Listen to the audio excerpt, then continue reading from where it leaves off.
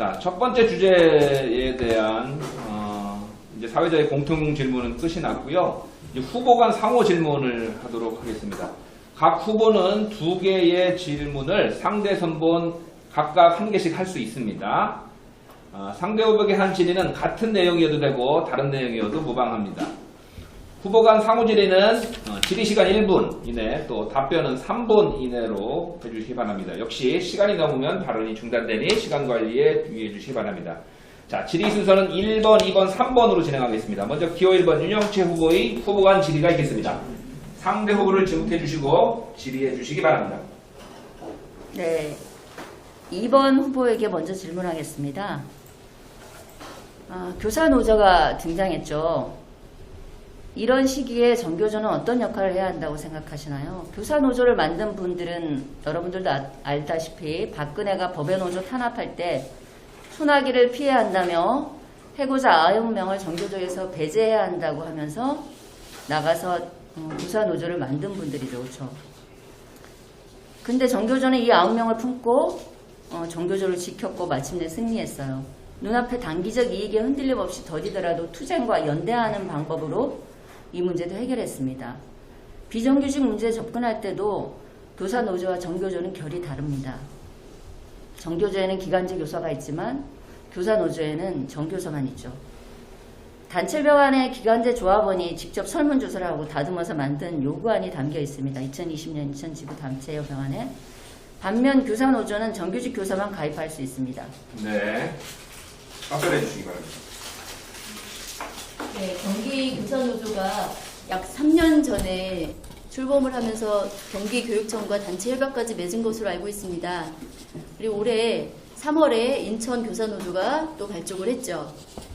교사노조는 투쟁보다는 실용이라고 주장하며 현 교육위기에 제대로 목소리를 내지 못하고 있습니다. 그리고 올해 5월에 단협 사전교섭을 시작을 해서 우리를 정교조를 바짝 긴장하게 했지만 지금 우리보다 더 답보 상태에 있는 것으로 알고 있습니다. 이 코로나 위기 속에서 교육의 틀을 바꾸기 위해서는 정교조의 목소리를 더 높일 필요가 있다고 봅니다. 인천지부는 지나치게 교육청과 대립간만을 세우며 실질적으로 단체 교섭 등 현안 문제를 챙기지 못하고 있지만 앞으로 잘 해나갈 것이라고 믿습니다. 저도 정교조가 9명을 품고 법의 노조로 계속 7년 동안 갈 때 저도 대법원 앞에서 법의 노조 피켓 시위도 하고 누구보다 자랑스럽게 우리 정교조를 생각했던 조합원 중에 하나입니다. 또한 비정규직을 품고 가는 것도 물론 차별점이 있죠. 그래서 또 돌봄 노동자도 저희도 그래서 돌봄 노동자의 지위와 임금 체계 이런 것들도 함께 고민해 나가려고 노력을 하고 있습니다. 네, 이상입니다. 네, 3번 부모님한테. 선생님 지금 동수 쪽에 계시잖아요. 네. 제가 알기로는 그 돌봄 전담사와 한때 갈등이 있었던 걸로 알고 있는데 어떤 갈등? 그러니까 긴급 돌봄과 관련돼서 네네네. 그 해결 과정 또는 현재 어떤 상태인지 선생님 개인적인 생각 뭐 이런 걸 좀 들어보고 싶습니다. 올해 업무가 제가 업무 전담 팀에 있어서 방역 업무도 하고요, 긴급 돌봄 업무도 하고요, 쌍방향 원격 수업 지원 업무도 하고 이번 코로나 상황을 직격탄으로 맞은 상황에서 긴급 돌봄 관련돼서는 실질적으로 업무를 거부하셨고, 그러니까 저희들이 요청한 거는 조금 이른 시간에 출근을 빨리 해주시고 퇴근 시간도 빨리 하는 방안을 제시를 했는데 받아주시지는 않았어요. 그래서 저희 안에서 자체적으로 원격학습 도우미 교사를 고용을 해서 선생님들이 원격학습 시간 안에 그 아이들을 관리를 한다거나 이런 거는 없게끔 해서 그냥 조용히 넘어갔고요. 어느 부분에서 서운한 부분이 있긴 있는데 또 그 부분을 또 어떻게 강제할 수 있는 부분은 아니라고 생각을 해요. 그 본인들의 노동 조건에 대해서 본인들이 의사 표현한 부분에서는 수용하고 인정해야 된다고 생각하기 때문에 존중하고요. 또 다른 사안이 있을 때 또 선생님들이 또 어떤 방역이나 이런 부분에서 또 다른 협조를 해주셨기 때문에 그냥 플러스 마이너스 0에서 그냥 좋게 넘어갔기는 했습니다. 네. 네, 이상입니다. 네. 네. 끝났으면 끝났다고 이야기해주세요. 네, 알겠습니다. 좀 어렵습니다. 네, 죄송합니다. 네, 잘 들었습니다. 어거지로 시간 채우려고 하지 마세요. 네. 네. 빨리 끝내주는 후보에게 아마 많은 지지를 해주시지 않을까 이런 생각도 해봅니다. 3분 채우려고 하지 마세요. 자, 다음은 기호 2번 전현주 후보님의 후보관 질의가 있겠습니다. 상대 후보를 지목해 주시고 질의해 주시기 바랍니다. 네, 1번 윤영채 후보님에게 질문 드리겠습니다. 코로나 팬데믹으로 학습 격차가 커지고 있는 상황이고 누구보다 학생들을 아끼고 사랑한다는 마음이 느껴집니다. 네, 2020년 6월 강북구 박홍근 의원이 기초학력 보장 법안을 발의하였는데요. 그 법안에 대해서 어떤 입장을 갖고 계시고 또 그에 대한 대안은 무엇인지 말씀을 듣고 싶습니다. 제가 그 법안에 대해서 정확하게 잘 모르겠는데 선생님 먼저 그 법안 내용을 좀 설명을 해주시면 안 될까요? 네, 그럴까요? 네. 왜냐하면 뭐 모든 것들을 다 알 수 있는 상황은 네. 아니고 그 안을 알아야 되는데 제가 그 안에 대해서는 지금 네. 전혀 정보가 없기 때문에 그러면은 제가 발언을 또 최소 지금 네. 그러면은 그냥 말씀드리는 거. 네. 자, 이분, 네, 일단 짧게 대답을 좀 해 주시고, 답변 시간에 포함이 되는 겁니다, 이것이. 그래서 중간에 끊으셔도 됩니다. 예. 기초학력 부진에 대한 이제 학습 결손, 학습 장애, 가정적 요인, 정서적 요인 뭐 이런 것들이 있는데 대상 학생을 기초학생 이렇게 학습 부진 낙인법이라고 이렇게 정교조에서 얘기하고 있거든요. 학습 부진 낙인법으로 해서 일제식 진단 평가를 하고 우리가 교육청에서 내려오는 대로 이렇게 진단 평가를 하고 있잖아요. 그걸 하고 기초 진단 보정 시스템을 이용해서 향상도 검사도 하고 그래서 이 학생들이 한 명도 배움에 소외되지 않는 개인의 성장에 맞는 그런 교육이 아니다. 그렇게 답변처럼 돼버렸네요. 제가. 1분 30초 동안 이야기해 주시기 네. 바랍니다. 제가 생각하기에는 아이의 학습 결손이라는 건 사실 사회문화적인 요인들이 굉장히 강한 것이고 그런 측면에서 함께 돌봄과 그리고 우리 주변의 어떤 여러 마을 교육 공동체라는 것들도 결국에는 이 학습 아이가 이제 개인적으로 겪게 되는 그런 학습 결손이라는 부분들을 우리 마을이라는 걸 통해서 어떻게 해결할 수 있을까 이런 접근도 혹시 마을 교육 공동체라는 생각이 들고 사회문화적인 요인이라는 것은 단시간에 어떤 일제식 뭐 학습이라든가 이런 걸 통해서 해결될 수 있는 것은 아니기 때문에 그러한 측면들보다는 더불어 정서적인 어떤 것들 지원 이런 것들이 같이 더불어서 이루어져야 되지 않을까라는 생각이 듭니다. 네, 고맙습니다. 마지막으로 이제 2번한테 질문해 주시죠. 1번, 3번한테. 네, 신현주 후보님에게 질문 드리겠습니다. 제가 학교부 정상화 팀에 있다 보니까 후보님의 공약에 학교 업무 경감이 보이더라고요. 그래서 제가 언뜻 보면 시교육청에서 추진하고 있는 학교 업무 정상화 종합계획과 비슷하게 느껴졌습니다. 그래서 혹시 후보님의 공약과 어떤 차이점이 있는지 그리고 학교 업무 정상화가 지금 5기거든요. 그런데도 답보 상태에 있습니다. 매우 느리게 지금 발전하고 있는데 후보님께서 생각하시기에 현장에서 이렇게 답보 상태에서 잘 안 되고 있는데 꼭 되었으면 하는 바뀌었으면 하는 업무가 있다. 그러면 무엇이 있는지 구체적으로 말씀 좀 해주시면 감사하겠습니다. 제가 혁신학교에서 지금 6년 동안 근무를 하고 있어서 이게 일반 학교 사례는 아닐 수 있어서 답을 드리기가 조금 애매할 수 있는데요. 제가 말한 업무 경감에 대한 부분은 제 개인적으로 저희가 혁신학교에서는 기존 학교에 하고 있는 것들을 많이 이제 쳐내서 활동하고 있기 때문에 업무 경감이 많이 되어 있는 상태거든요. 근데 그 업무 경감하는 과정에서 이렇게 그 조직 내에서, 학교 내에서 공동체성 뭐 이런 것들이 사실은 기본으로 깔려 있어야 업무 경감할 때 일 내일에 대해서 어떻게 일을 n분의 1로 똑같이 나눌 수는 없잖아요. 그런 부분에 있어서는 서로를 이렇게 이해하고 하는 부분이 사실은 우선이 되어야지, 교육청에서 아무리 공문을 내리고 한다고 해서 이 일 내일 찢어가면서 이게 상황이 너무 이렇게 미묘해지는 것 같습니다. 뭐 제가 있는 학교 같은 경우는 예를 들어 뭐 고학년은 업무가 없고, 또는 뭐 학교에 처음 오는 선생님들에게는 업무가 없고, 이렇게 해서 이제 원칙을 정하면서 남은 업무를 순서대로 이제 본인이 선택하는 식으로 업무를 하고 있거든요. 그러니까 자기가 학년이 조금 어려우면 업무를 쉬운 거를 그냥 가져가게 하고, 네. 학년이 쉬우면 또 어렵게 가져가는 것을 누가 이렇게 나눠주는 게 아니라 일괄적으로 본인이 이렇게 선택을 해서 선택을 하는 상황을 선생님들에게 주고 있거든요.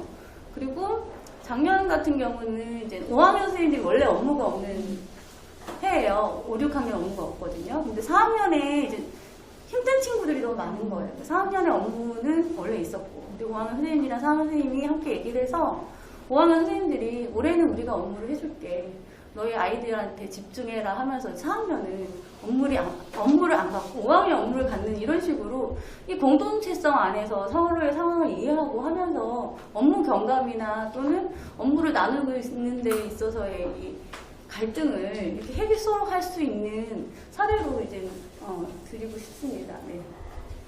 이상입니다. 네. 네, 감사합니다. 네. 다음은 마지막으로 기호 3번 신현주 후보의 후보 간 질의가 있겠습니다. 네. 상대 후보를 지목해 주시고 질의해 주시기 바랍니다. 네, 우선 일본 후보님께 질문하고 싶은데요. 아까 지자체 이관 관련돼서 이번 후보님은 확실히 뭐 지자체 이관을 주장하신 것 같고, 저도 마찬가지인 것 같은데, 선생님 답변이 확실하다는 느낌이 안 들어서 지자체 이관에 대해서 제가 어떻게 생각하고 계시는지. 저는 네. 그 5 구호 글자 안에 있는 걸 선택하고 싶진 않고요. 네. 교사는 정교조만 생각하겠다며 고립과 배제를 자초하죠. 그렇죠? 근데 정교조의 해법은 달라야 된다고 생각합니다. 그 방법은 연대와 상생이라는 그 방법인데요. 정교조가 지자체 이관 찬성 반대 이런 이분법적인 접근은 저는 근본적으로 생각해 볼 지점이 있다고 생각합니다. 그 지점은 3가지. 첫째, 그게 아이들을 정말 위하고 안전하고 질 높은 그런 공적 돌봄을 제공할 수 있는 건지. 둘째, 교사와 돌봄 전담사 모두를 위한 업무 정상화 실현이 가능한 것인지. 셋째, 학부모가 믿고 맡길 수 있는 무상 돌봄을 실현해야 되고요. 그래서 이 외 3가지를 만족시키기 위해서 전제 조건이 또한 필요한데요. 그래서 교육청에 교사 돌봄 업무를 부과하지 말라라는 그런 공문을 시행해달라고 했죠. 그리고 돌봄 교실은 지금 겸용으로 사용하고 있기 때문에 전용 교실을 확충하고 확보할 필요가 있겠다는 생각이 들고요. 돌봄 전담사 시간제는 전일제화해야 됩니다. 지금 인천 돌봄 전담사 60%가 단시간 계약, 4시간이나 5시간, 6시간 계약인 걸로 알고 있습니다. 이걸 전일제화한다면 이 돌봄 전담사의 처우라든가 뭐 이런 것들도 역시 개선될 수 있겠죠. 그리고 돌봄 비용은 전액 국가에서 부담하는 것이 마땅하고요. 이런 3가지를 만족시키기 위해서 가장 중요한 건 바로 국가 차원의 재정과 인력 확충입니다. 그러나 정부는 재정이든 인력이든 추가 투입할 계획이 없다라고 밝히고 있죠. 교사나 돌봄 전담사, 학부모, 아동 모두를 정부의 공적 돌봄 책임을 요구하며 연대하는 것이 교사노조와는 다른 정교조만의 해법이 되어야 된다고 생각합니다. 지자체에 이관하라라고 5글자를 그냥 외치기만 하는 것은 구체적이고 현실적인 대안이 될 수 없다는 생각이 들어요. 당장 직면한 문제를 해결하기도 어렵다는 생각이 듭니다. 그러니까 이런 현실적인 변화를 만들어내는 그런 것들이 저는 훨씬 더 중요하지 않나. 그래서 일단은 교육청의 시행 공문으로 업무 부과를 하지 말라는 그것을 가져서 일단 냉정해진 어떤 상태에서 이 문제를 비로소 바라볼 수 있다라는 생각이 듭니다. 이상입니다. 네, 있습니다. 2번 후보님께 여쭤볼게요. 아까 아이들이 이제 코로나 블루 넘어서 코로나 레드라는 말씀을 해주셨잖아요. 근데 그걸 보면 이제 선생님 담임이세요? 네. 이거 질문 아니죠? 네. 네. 질문은 아닙니다. 네. 네, 선생님 저기 담임이시면 그 아이들을 위해서 선생님이 학급에서 담임으로서 어떤 이런 그 처방이라든가 아니면 극적인 활동을 하셨는지 아니면 학급 아니고 학년에서도 뭔가 진행이 됐거나 학교에서 뭐 진행된 프로그램이 있다면 네 얘기를 해주시면 고맙겠습니다. 제가 아까 모두 발언 드릴 때 제가 이제 라프 형성을 위해서 가장 먼저 3월 그때 출석이 결정이 되지 않았을 때 3월부터도 나는 이제 이 반의 담임이다. 1년 함께 지낼 언젠가 만날지 모르겠지만 이제 지낼 친구들이다 해서 가장 먼저 이제 학부모와 학생들하고 전화 통화를 했습니다.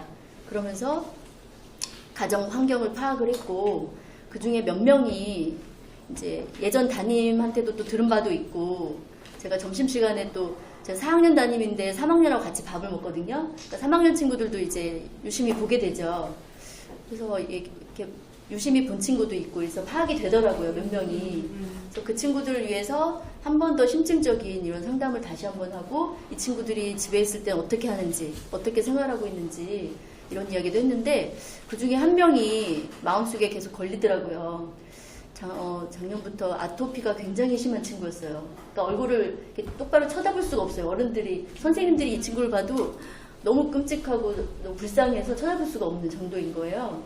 그래서 그 친구가 저희 반이 됐는데 또 얘기를 들어보니까 7살 동생 아침밥을 다 차려주고 밥을 같이 초등학교 2학년 때부터 밥을 해먹고 차려주고 한다고 얘기를 들었어요. 그래서 이 친구를 어떻게 하면 도울 수 있을까? 그래서 저도 이제 아는 바가 잘 없어서 또 아는 선생님들한테도 또 여쭤보고 해서 월드비전 있다. 그래서 거기 연락해봤더니 또 해당되지 않고 또 주변에 센터가 또 2군데가 있는데 또 거기 다 연락을 드려봤어요. 지금은 자리가 없다. 그래서 4월 중순쯤 되면 또 다시 한번 연락해봐라. 그래서 또 다시 이제 예약 비슷하게 걸어놓고 또 부모님한테도 얘기를 해드리고 부모님은 또 탈북이시고 가정 환경이 굉장히 어려운. 그래서 이제 5월쯤에 다시 그 친구가 이제 센터로 들어갔고 그래서 안정된 이제 식사를 할 수가 있었고요. 그리고 아토피가 너무 심한데 여름이 되니까 막 너무 긁는 거예요. 6월 그때쯤 되니까 모자 쓰고 긴팔 입고 다니니까 너무 또 간지럽잖아요. 그래서 제가 알고 있는 좋은 비누도 사서 갖다 주기도 하고 엄마한테 얼마 전에 군데이버스에서 학교당 1명 지원이 되는 그런 사례가 있었는데 그 친구를 또 이렇게 지원을 해주고 하는 등 그 친구한테 좀 정성을 쏟다 보니 그 친구가 피부가 점점 좋아지고 그리고 머리도 좋은 친구였는데 공부를 제대로 못했어요. 온라인 수업을 할 때는. 근데 주 3회 등교하다 보니까 또 공부도 열심히 해서 지금 수업 태도도 굉장히 좋고 피부도 좋아지니까 너무 예쁜 거예요. 그래서 제가 우리 옆반 선생님들한테도 자랑하고 너무 자랑스럽게 이렇게 바라보고 있습니다. 네, 이 정도로 말씀드리겠습니다. 네. 이상입니다. 네, 잘하셨습니다. 네. 자, 첫 번째 주제, 코로나 팬데믹 시대 학교 교육에 대해서 공통 질문 2가지 드렸습니다. 코로나 시대 우리 교육이 지향할 과제와 정책, 또 두 번째 돌봄 문제와 관련된 입장과 정책을 각 후보님들로부터 들어보고 상호 토론까지 마쳤습니다.